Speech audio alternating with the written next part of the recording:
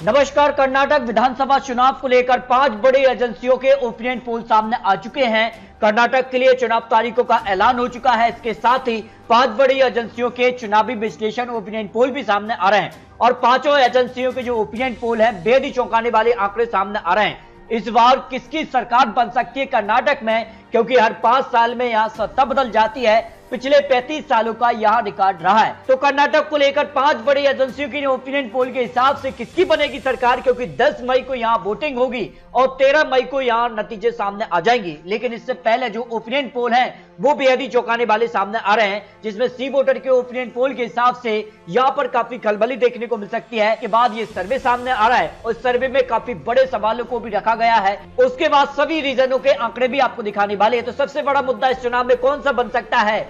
बेरोजगारी को 29% लोग यहां बड़ा मुद्दे के तौर पर देख रहे हैं। बुनियादी सुविधाएं 22% है, शिक्षा 19% लोगों का मानना है, यानी कर्नाटक चुनाव के लिए बड़े मुद्दे माने जा रहे हैं। इसके अलावा भ्रष्टाचार भी 13% लोग यहां कर्नाटक पर एक बड़ा मुद्दा मान रहे हैं। कानून व्यवस्था 3% है और अन्य यहां पर 14 बड़े मुद्दे सामने आ जाते हैं जो सी वोटर का सर्वे सामने आ रहा है। इसके अलावा अगर बात की जाए तो राज्य सरकार का कामकाज कैसा रहा है? अच्छा कहने वाले 28% लोग, औसतन 22, खराब कहने वाले 50% लोग हैं जो सी वोटर का सर्वे सामने आ रहा है। इसके अलावा अगर बात की जाए तो चुनाव में कौन सा मुद्दा प्रभावी हो सकता है? देखिए, ध्रुवीकरण का मुद्दा 25% लोगों का मानना है। कावेरी जल विवाद 15%, लिंगायत आरक्षण हिजाब पर 31% लोग यहाँ पर एक बड़ा मुद्दा मान रहे हैं जो सी वोटर का सर्वे है। क्या लगता है कौन जीत सकता है? देखिए, बीजेपी 34%, कांग्रेस को 39% और जेडीएस को 17% लोग मान रहे हैं। जेडीएस और कांग्रेस अलग अलग चुनावी मैदान में होंगे, जबकि आम आदमी पार्टी की एंट्री से कितना यहां पर बदलाव देखने को मिल सकता है,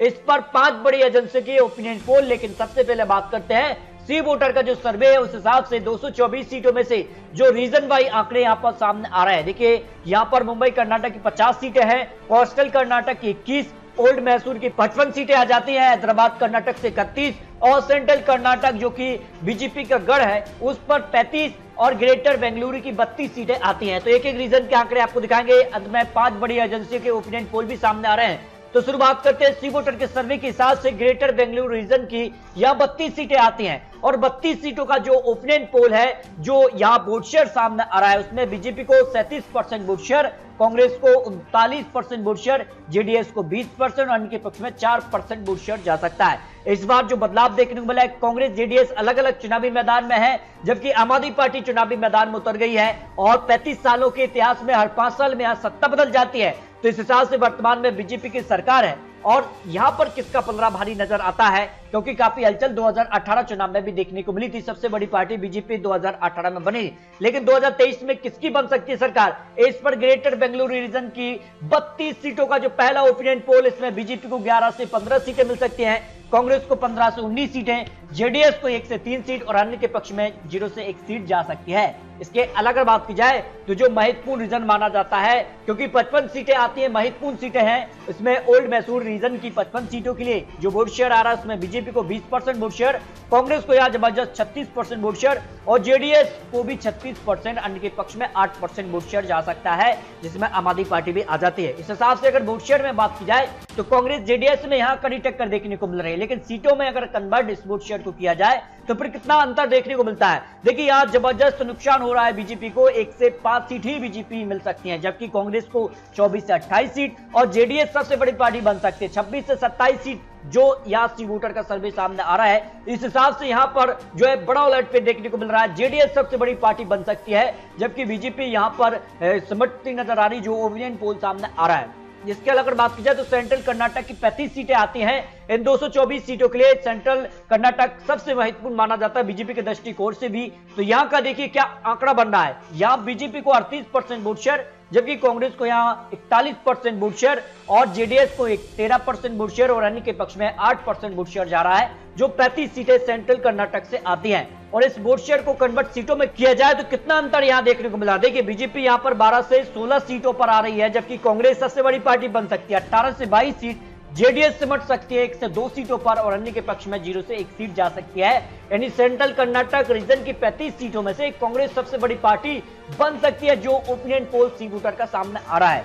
जबकि कर्नाटक रीजन की अगर बात की जाए तो कोस्टल कर्नाटक की 21 सीटें भी महत्वपूर्ण मानी जाती हैं, जो कि समुद्र तट से लगा हुआ ये क्षेत्र है। और ऐसे में यहाँ का क्या आंकड़ा बन रहा है, ये महत्वपूर्ण आंकड़ा है। और इस हिसाब से देखा जाए तो यहाँ के लिए 21 सीटों में यहाँ वोट शेयर में बीजेपी सबसे बड़ी पार्टी बन रही है, क्योंकि बीजेपी का गढ़ रहा है। और ऐसे में यहाँ 40% वोट शेयर बीजेपी के पक्ष में, कांग्रेस को 41%, जेडीएस को 6% और अन्य के पक्ष में 7% जा सकता है।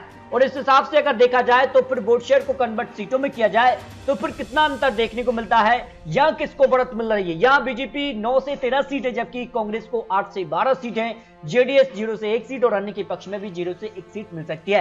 यानी कोस्टल कर्नाटक रीजन में बीजेपी सबसे बड़ी पार्टी बन सकती है, लेकिन यहाँ पर भी कांग्रेस यहाँ पर सीधे तौर पर कड़ी टक्कर देती नजर आ रही है, जो सी वोटर का सर्वे सामने आ रहा है। जबकि हैदराबाद कर्नाटक रीजन की 31 सीटें आती हैं और ये काफी महत्वपूर्ण है। और यहाँ बीजेपी को 37% वोट शेयर जा सकता है, जबकि कांग्रेस को यहाँ 44% वोट शेयर, जेडीएस को 13% वोट शेयर और अन्य के पक्ष में 6% वोट शेयर जा सकता है।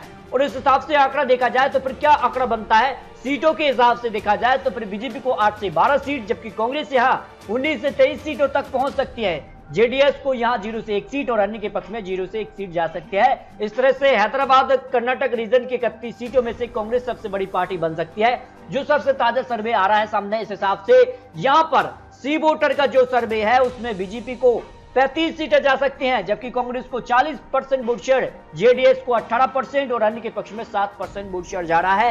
यानी कर्नाटक का जो पहला ओपिनियन पोल जो सामने आ रहा है सी वोटर के सर्वे हिसाब से 224 सीटों में से यहां पर कांग्रेस को सबसे ज्यादा वोट शेयर जा रहा है। लेकिन सीटों में जब इस वोट शेयर को कन्वर्ट किया जाता है तो फिर कितना अंतर देखने को मिलता है, क्योंकि हर 5 साल में यहां सत्ता बदल जाती है। उस हिसाब से बीजेपी को 68 से 80 सीटें जा सकती हैं, कांग्रेस को 115 से 127 सीटें, जेडीएस को 23 से 35 सीटें और अन्य की बात की जाए तो 0 से 2 सीट मिल सकती है।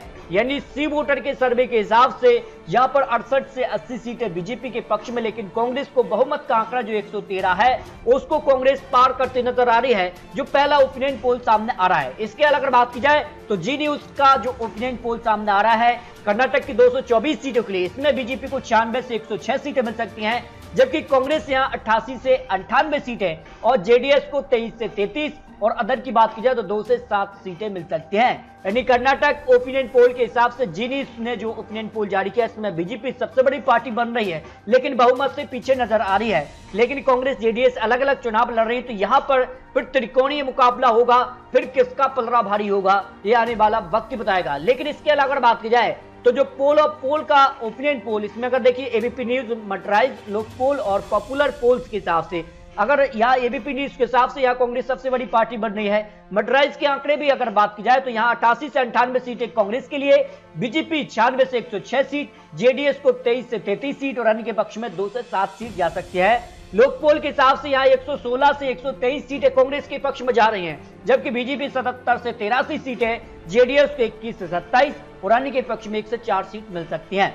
जबकि पॉपुलर पोल्स के हिसाब से अगर आंकड़ा देखा जाए तो 82 से 87 सीटें यहां कांग्रेस के पक्ष में और बीजेपी को 82 से 87 यानी बराबर की टक्कर यहां देखने को मिल सकती है, और 42 से 45 सीट जेडीएस और अन्य के पक्ष में 0 सीट जा सकती है। यानी सभी एजेंसियों के अगर एवरेज आंकड़े की बात की जाए तो फिर देखिए कांग्रेस को 108 तक आंकड़ा बन रहा है, 100 से 108 कांग्रेस का आंकड़ा बन रहा है, जबकि बीजेपी 81 से यहां 89 सीटों पर आ रही है, जेडीएस को 27 से 35 सीटें और अन्य के पक्ष में 1 से 3 सीट दिखाई दे रही हैं। इस हिसाब से कर्नाटक ओपिनियन पोल के हिसाब से जो एवरेज आंकड़ा है उस हिसाब से कर्नाटक में किसी को बहुमत मिलता नजर नहीं आ रहा है। तो कर्नाटक की 224 सीटों के लिए जो ओपिनियन पोल है किसी को पूर्ण बहुमत मिलता नजर नहीं आ रहा है, और ये माना जा रहा है कि कर्नाटक इस साल का सबसे मुश्किल चुनाव माना जा रहा है। लेकिन किसके वादे और किसके दावे में कितना दम होगा ये तो 10 मई को यहां जनता तय करेगी और 13 मई को यहां फाइनल रिजल्ट सामने आ जाएंगे। लेकिन दोस्तों आपको क्या लगता है कर्नाटक में अगली सरकार किसकी बनेगी?